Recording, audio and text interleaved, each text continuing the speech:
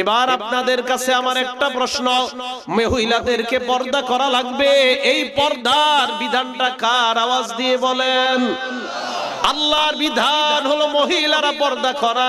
এই পর্দা করার অর্থ কিন্তু এই নয় পুরা শরীর ঢাকলেন, চেহারা ঢাকলেন না। তো আর আপনার পর্দা করা কি দরকার? যদি বলেন পুরা শরীর আমি ঢাকলাম, চেহারা ঢাকবো না, তাহলে এই জাতীয় পর্দা করারও কোনো দরকার নাই। পর্দা করার মানে হলো আপনার চেহারাও ঢাকা লাগবে। হাদিস শোনাই, আম্মা জান আয়েশা সিদ্দিকা রাদিয়াল্লাহু তাআলা আনহা বলেন, পর্দার বিধান নাজিল হওয়ার পর কোন এক যুদ্ধে যাওয়ার সময় আল্লাহর নবী লটারি করলেন, লটারির মধ্যে আমার নাম উঠছে। আম্মা জান আয়েশা বলেন, নবীর সাথে আমি যুদ্ধে বের হলাম। পালকি, পালকির নাম শুনেন না আপনারা? আম্মা জান আয়েশা ছোট্ট একটা ঘরের মতো, এটার মধ্যে ওনারে বসায়া দিতেন, আর ওইটা উটের উপরে রাখতো, সাহাবারা উটটাকে সামনে নিয়ে যাইতেন। তো নিয়ম অনুযায়ী ওনারে ওইভাবেই নিয়ে যাইতেছে। যুদ্ধের ময়দানে গেছে, যাওয়ার পর উনি বলেন, যখন যুদ্ধের ময়দান থেকে ফিরে আসতেছি, ফিরে আসার সময় এক জায়গায় যাত্রা বিরতি দিলাম। যাত্রা বিরতি দেওয়ার পর ওই জায়গায় আমার একটু ইস্তেঞ্জার হাজত হয়েছে, আমি বের হইলাম। বের হওয়ার পর আমার হাজত সারলাম, সারার পর আমি আবার আমার পালকিতে চলে আসছি। পালকির ভিতরে বসার পর আমি গলায় হাত দিয়ে দেখলাম, ইনকাতা ইকদুন লি, আমার গলার হাতটা হারিয়ে গেছে। চিন্তা করলাম, হাতটা কোথায় হারাইলো? মনে পড়লো আমি যেখানে হাজত সারতে গেছি, মনে হয় ওই জায়গায় আমার গলার হাতটা পড়ে গেছে। বুখারী শরীফের বর্ণনা। আম্মা জান আয়েশা বলেন, আমি পালকি থেকে চুপে চুপে নাইমা আবার ওই জায়গায় হাত তালাশ করতে গেলাম। বুঝছেন? সাহাবারা আসছে, আসার পর পালকি উটের উপরে উঠাইছে, পালকির ভিতরে আম্মা জান আছে। জোরে বলেন। পালকিটা উটের উপর উঠানোর পর উট রওনা করছে, আম্মা জান কিন্তু পালকিতে নাই। সাহাবারা বুঝতেও পারে নাই। কেন বুঝে নাই জানেননি? আম্মা জান আয়েশা বলেন, আমি এত পাতলা ছিলাম, আমি ভিতরে আছি না নাই এটা সাহাবারা বুঝতে পারতো না। এত পাতলা আমি ছিলাম, ভিতরে না থাকলেও তারা মনে করতো আমি মনে হয় ভিতরেই আছি। খুব পাতলা ছিলাম।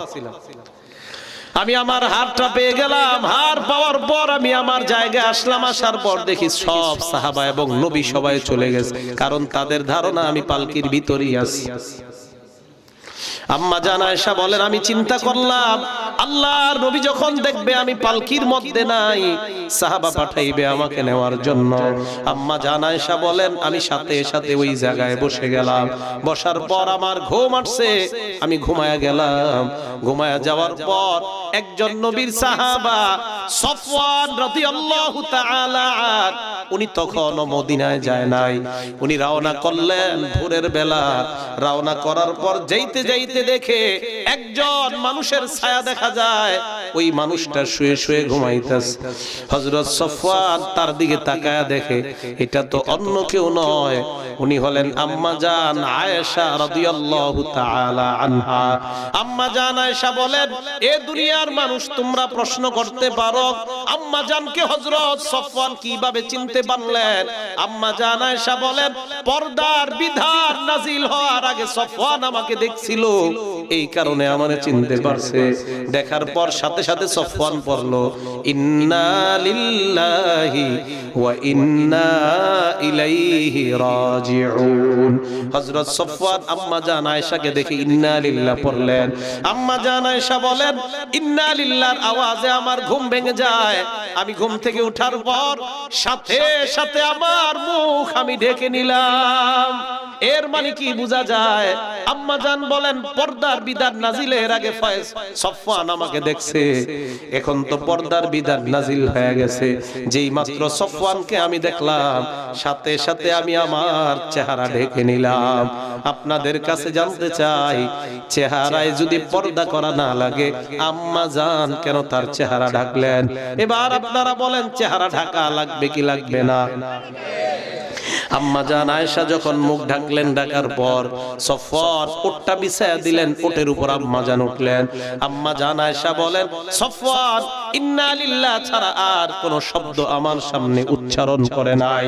আমি উটের উপর উঠলাম, মুনাফিকরা মদিনায় রটনা করে দিল নবীর বিবি আম্মা জান আয়েশা আর সফওয়ানের মধ্যে উল্টা পাল্টা সম্পর্ক আছে। আওয়াজ দিয়া বলেন নাউজুবিল্লাহ। চিন্তা করে নবীর বিবিরও ছাড়ে নাই।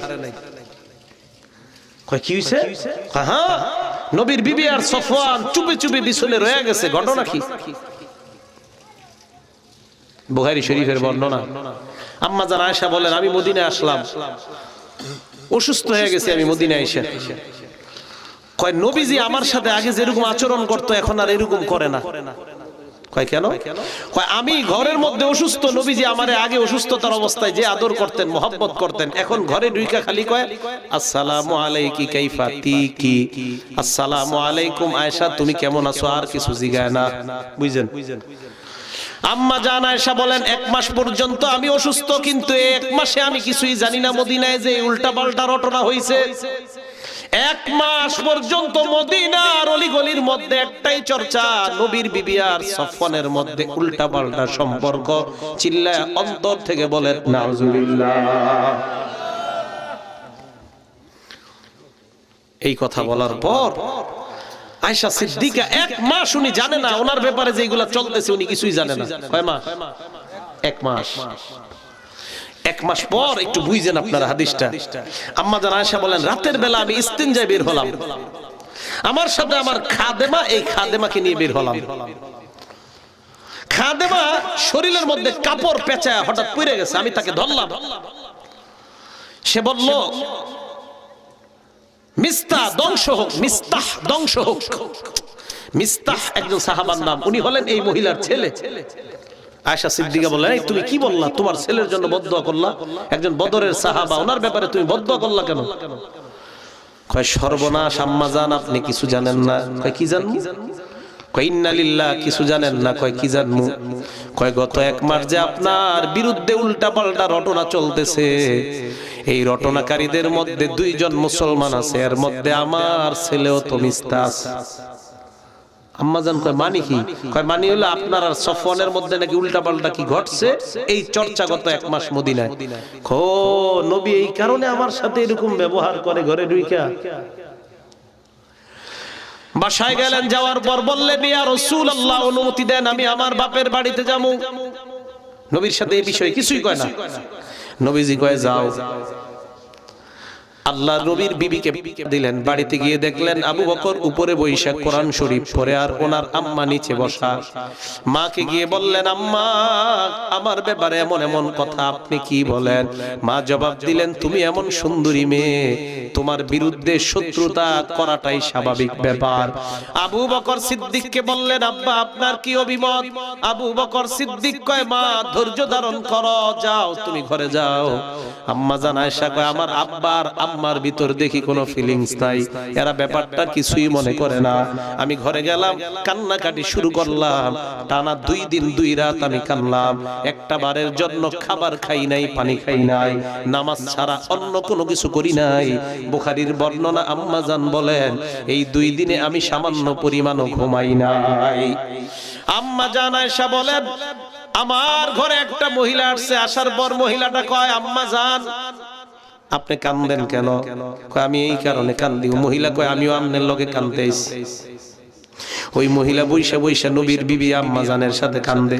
জানেননি কেন? কয় আপনি যে কান্দেন এই জন্য আমিও কান্দি। আচ্ছা আপনাদের কাছে একটা প্রশ্ন আমার, কয় মাস এই ঘটনা হয়ে গেছে? নবীর পেরেশানি, টেনশন। সাহাবাদের কয়েকজনে ডাইকা বলল, তোমরা কি বলো আয়েশার ব্যাপারে? এক সাহাবা বললেন, আপনি এছাড়া আরো অনেক ভালো ভালো বিবি পাবেন, ওরে ছাইরা দিলে কি হবে? বুঝেন? এর মানে 1 মাস পর্যন্ত নবীও কিছু জানতেছে না। নবী না গায়েব জানে? কি জানে? কি জানে? তো গায়েব জানলে জানলো না কা? কয় মাস কষ্ট পাইতেছে নবী? 1 মাস। 1 মাস নবী কষ্ট পাইতেছে।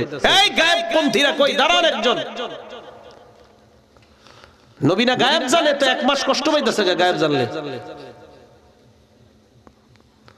গায়েব জানে একমাত্র কে? আল্লাহ। আল্লাহর নবী গেলেন আয়েশার বাড়িতে, আয়েশাকে ডাক দিয়ে বললেন, আয়েশা। আয়েশার কাছে যাওয়ার আগে আয়েশার খাদেমাকে ডাক দিয়ে বললেন, ও খাদেমা, আয়েশারে তুমি কেমন জানো বলো? আয়েশা কেমন? খাদেমা কয়, এই আয়েশার মতো এমন মেয়ে দুনিয়ায় হয় না, খালি একটা দোষ আছে। কয় কি দোষ? কয় জানেননি কেমন সহজ সরল। আয়েশা যখন খোলার মধ্যে পিঠা দেয়, ওই পিঠা খোলার মধ্যে দিয়ে ঘুমায়া যায়, কুকুর আসে ছাগল আইসা পিঠা খায়ালায় বলতেও পারে না হুজুর আপনার বিবি এমন সহজ সরল। চিন্তা করেন, কয় খোলায় পিঠা দেয়, পিঠা দিয়ে ঘুমায়া যায়, এত সহজ সরল আয়েশা। আল্লাহর নবী এই কথা শোনার পর আয়েশার কাছে গেলেন, যাওয়ার পর বললেন, আয়েশা তোমার কাছে আমি আসলাম, কিছু কথা জিজ্ঞাসা করতে চাই। আয়েশা বললেন, কি বলবেন বলেন। আয়েশা, যদি কিছু ঘইটা থাকে আল্লাহর কাছে তওবা করো, আল্লাহ তওবা কবুল করবেন। আর যদি কিছু ঘইটা না থাকে আল্লাহ তোমাকে পুত পবিত্র করবেন। আয়েশা তার মা বাবার দিকে তাকায় বললেন, আব্বা আপনি জবাব দেন। মারে বললেন, আম্মা আপনি জবাব দেন। আবু বকর সিদ্দিক কয়, নবীর সামনে আমি কিছু কইতে পারবো না। মা কয়, আমি নবীর সামনে কিছু বলতে পারবো না। আম্মা জান আয়েশা বলেন, তার মানে যা বলার আমারই বলা লাগবে। আল্লাহর নবীকে ডাক দিয়ে বললেন, হাবিব, আমি যদি বলি এই অপরাধ আমি করছি, আমার আল্লাহ জানে আমি করি নাই, তাহলে আপনারা বিশ্বাস করে নিবেন, কারণ আপনাদের অন্তরের মধ্যে আমার ব্যাপারে সন্দেহ আছে। আর যদি বলি আমি এই অপরাধ করি নাই, আপনারা বিশ্বাস করবেন না। ফাসবরুন জামিল, আমি ধৈর্য ধারণ করলাম, আমি আল্লাহর উপর ভরসা করলাম, যা ফয়সালা আমার আল্লাহ করবে, আমি এছাড়া অন্য কিছু আর বলতে পারবো না। আম্মা জান আয়েশা বলেন, আমি দৌড়ে আমার বিছানায় গেলাম, বিছানায় শুয়ে আমি কান্না করতে লাগলাম। আল্লাহ নবী ঘরের বাহিরে গেলেন, যেই মাত্র দরজায় গেলেন, আল্লাহ আসমান থেকে আমার পবিত্রতা ঘোষণা করে কোরআনের 10টা আয়াত নাজিল করে দিলেন। আল্লাহর নবী ঘরে আয়েশা কয়, আয়েশা সুসংবাদ গ্রহণ করো। বিবি তো একটু অভিমান করছে। আবু বকর কয়, যাও নবীর সামনে যাও। কয়টা আমি ওনার সামনে যাবো না। মা কয়, যাও যাও স্বামীর সামনে যাও। কয় যাবো না, আমারে বিশ্বাস করে নাই কেন? আয়েশা কয়, আমি আল্লাহ ছাড়া কারো সামনে যাব না। এই যে আয়েশা এই হাদিসের মাধ্যমে কি বুঝাইলেন? পর্দার আয়াত নাজিলের পরের এই ঘটনা। আয়েশা বলেন, পর্দার আয়াত নাজিলের পরে সফওয়ান আমারে দেখা চিনছে, তোমরা কিন্তু সন্দেহ করবা না। এই চিনার অর্থ হলো এই, পর্দার আয়াত নাজিলের আগে সফওয়ান আমাকে দেখছে, পর্দার আয়াত নাজিলের পর দেখার সাথে সাথে আমি আমার চেহারা ঢেকে ফেললাম। তাহলে আপনাদের কাছে প্রশ্ন, পর্দার মধ্যে চেহারা অন্তর্ভুক্ত কিনা? পর্দা করা চেহারার মধ্যে লাগবে কি লাগবে না? আরো জোরে বলেন।